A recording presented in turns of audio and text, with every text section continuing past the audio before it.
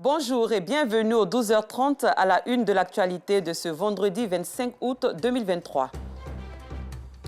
La Côte d'Ivoire, dotée d'une nouvelle infrastructure, l'autoroute Thiébissou-Bouaké, a été inaugurée hier par le vice-président de la République, Timoko Méliette Koné.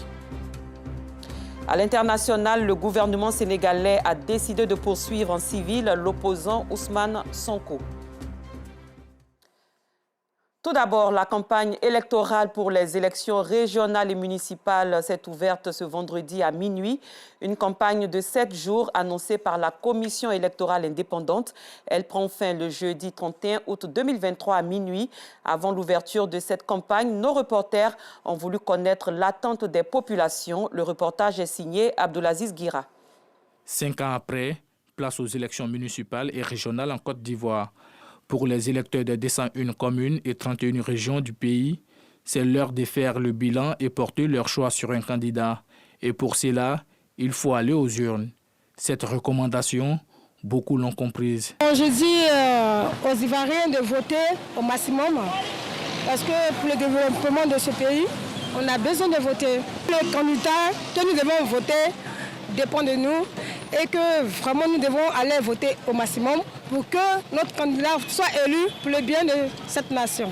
Être citoyen, c'est d'avoir un devoir civique, d'aller voter, parce que voter fait partie des obligations des citoyens qui, face au développement de sa cité, nous sommes aux élections municipales, dans les élections locales, il faut que chacun de nous puisse sortir massivement pour le choisir l'élu qui va aller au destiné bien sûr de cette commune pour apporter le développement. Voter en toute quiétude, le souhait de tous. Et la réussite du processus électoral passe aussi par des citoyens responsables. Toujours c'est les mêmes trucs, les gars viennent nous raconter, on va faire ça, et puis vers la fin on ne les voit plus. Faut pas, on va nous laisser emporter, et puis bon, on va s'entretenir avec nous, et puis demain les mêmes, on va aller s'asseoir, manger ensemble, faire être ensemble. Voilà, il faudrait qu'on prenne conscience de ce qui s'est passé dans le passé. Moi je souhaite que tout le monde mette dans la main, on va aux élections. Tout ce que j'aimerais dire, c'est que tout le monde cultive la paix. C'est la paix seulement nous recherchons. Voilà. Je vote pour la paix, que tous les jeunes du pays votent pour la paix. C'est tout ce que je peux dire à tous les citoyens ivoiriens. La campagne électorale prendra fin le 1er septembre prochain. Les populations de leur côté seront appelées aux urnes au matin du 2 septembre. Autre chose à présent, le charbon de bois est beaucoup utilisé dans les différents ménages pour diverses tâches. En cette saison pluvieuse, cette denrée tend à se faire rare. Qu'est-ce qui explique cela? Des réponses avec Clarisse Kanyala. C'est la course au charbon chez Draman ce matin.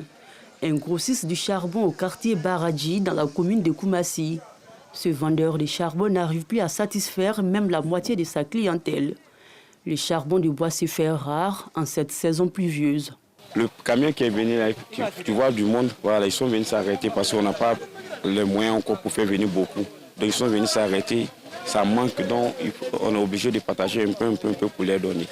Avant, on prenait un sac à 3000, 3500, mais aujourd'hui, là, c'est parti jusqu'à 7000, 7500 à cause des dépenses.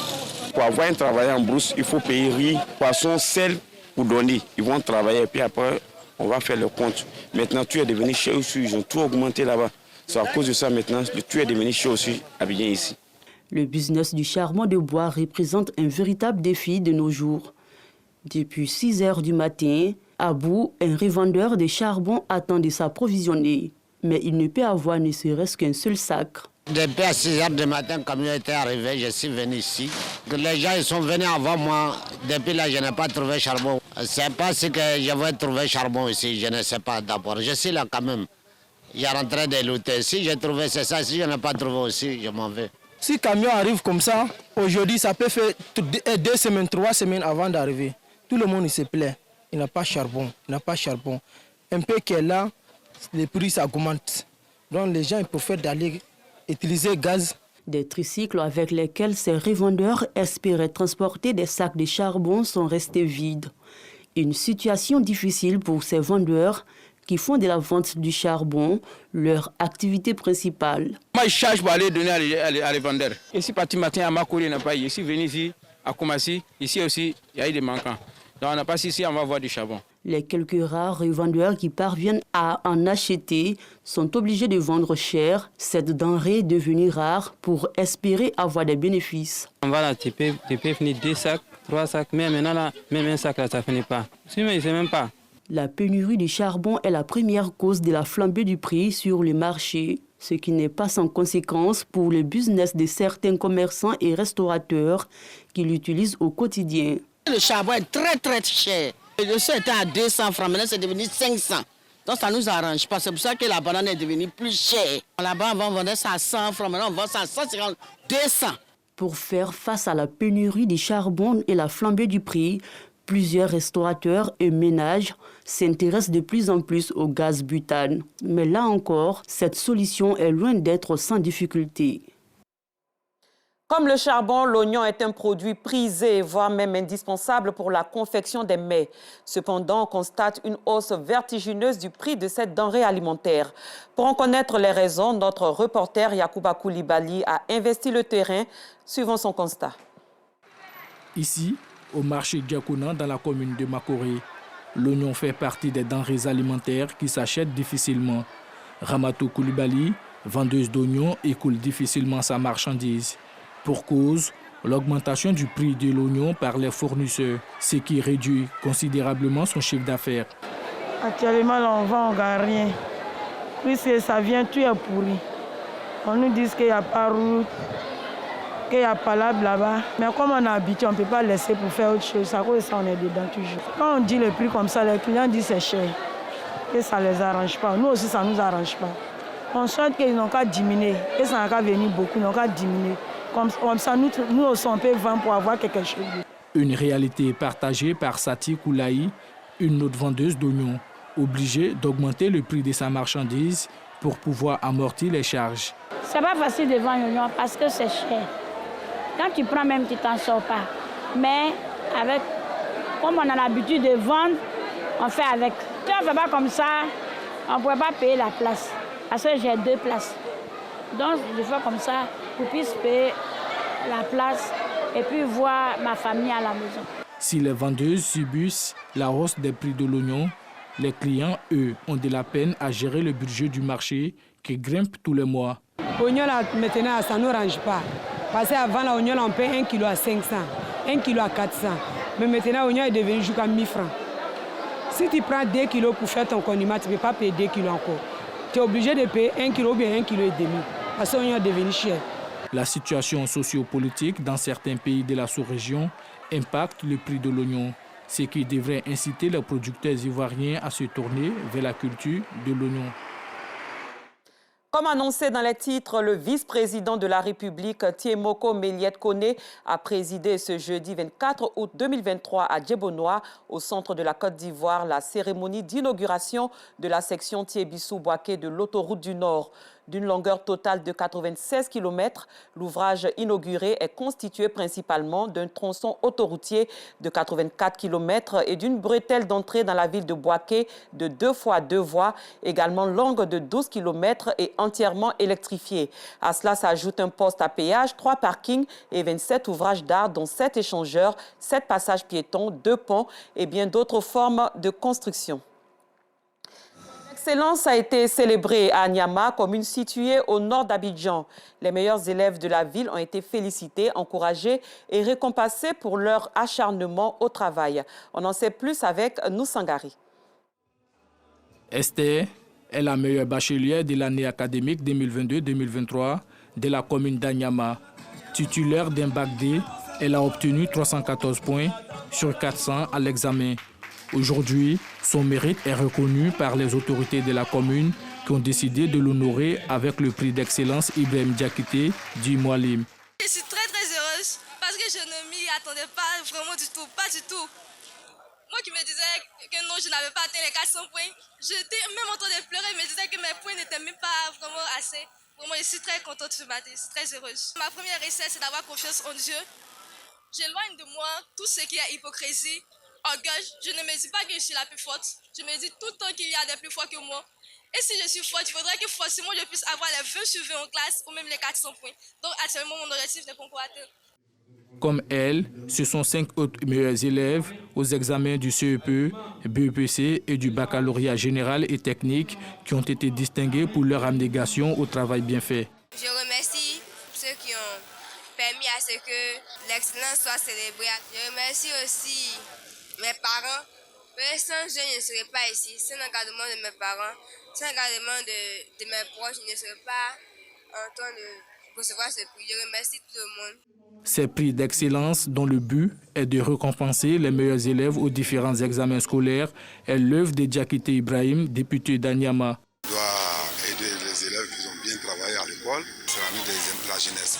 On doit encourager les enfants pour travailler bien, pour montrer aux gens qu'on doit travailler. Les récipiendaires ont reçu chacun un ordinateur, des sommes allant de 50 000 francs CFA à 250 000 francs CFA. Le maire d'Abobo a célébré les pèlerins de la dite commune après leur voyage spirituel en Terre Sainte d'Arabie Saoudite. Lors de cette célébration, fidèles guides et cadres d'Abobo ont fait des prières et des bénédictions pour la paix et la stabilité en Côte d'Ivoire. La rencontre s'est tenue dans la grande mosquée d'Abobo et c'est ce que nous fait savoir Assitan Diarra. Après avoir effectué le Hajj, 5e pilier de l'islam en Terre Sainte d'Arabie Saoudite, les pèlerins de la commune d'Abobo ont été célébrés par la première magistrate de la commune. Ils ont témoigné leur gratitude au maire Kandia Kamara pour son engagement à promouvoir les valeurs religieuses. Madame le ministre d'État, maire de la commune d'Abobo, nous commençons ces propos pour lui dire merci. Merci pour l'acte posé cette année. La première responsable de la commune n'a pas manqué de saluer le commissariat du Hajj et le président du Conseil supérieur des imams, des mosquées et des affaires islamiques, Rosim, pour un Hajj 2023 accompli dans la quiétude et la sérénité. Je suis très heureuse de savoir que beaucoup de nos parents, plus de 400 personnes d'Abobo ont pu effectuer le pèlerinage à la Mecque. Je voudrais remercier et rendre hommage au cheikh, à tous les imams, parce que c'est vous qui avez organisé le pèlerinage à la Mecque ici. C'est vous qui avez recensé les personnes, qui les avez encadrées, qui les avait formés, qui même les avait accompagnés.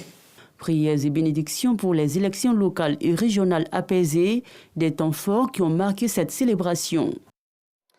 Rendons-nous à Biankouma, à l'ouest du pays, pour revivre l'inauguration de la nouvelle mosquée d'Irongouin-Mangouin avec Gervais Kwasi du bureau régional de RTI.